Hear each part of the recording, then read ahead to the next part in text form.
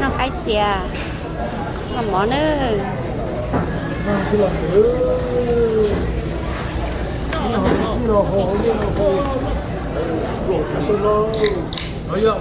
tàu cưa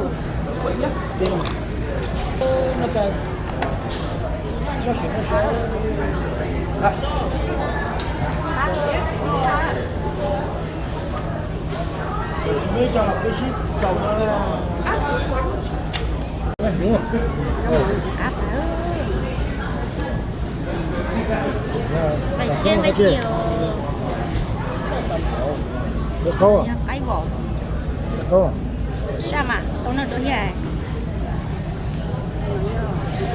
bao nhiêu đó Là chuyên gì? tôi nhập ra nhiều Quá nhiều. Alloy chicken.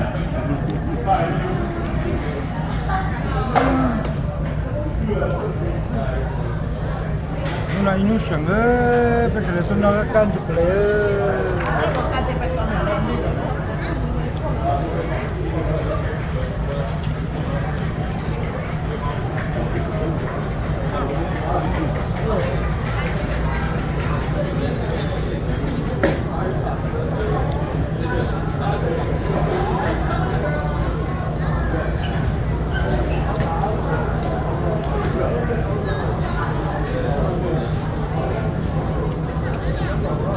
Mình thấy rồi á.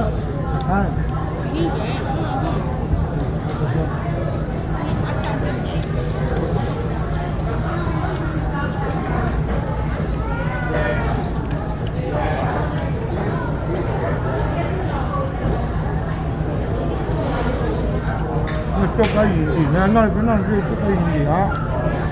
Dạ, bắt trẻ ra. Nó xíu nó sọ.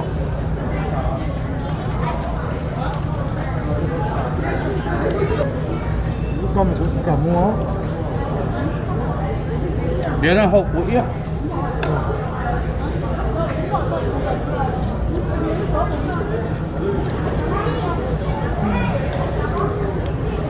Đó là ăn của yết chứ. Nếu mà thấy nhiệt chua, hoặc thấy nhiệt cua của yết. Để một cái rau kia.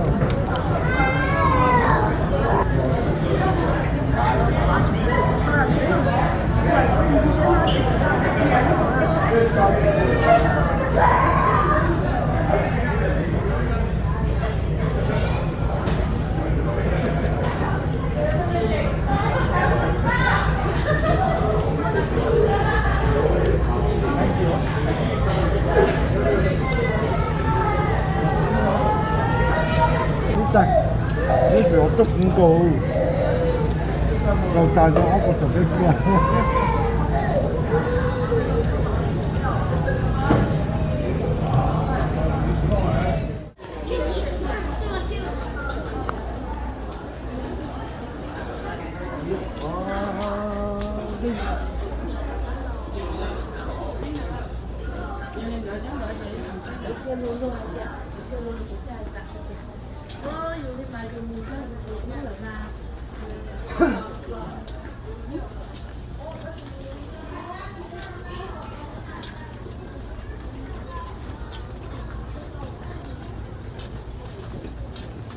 Nghe cái gì biết bảo tôi cầm người lo áo lực nó chỉ là sai không? À rồi cái này lúc đó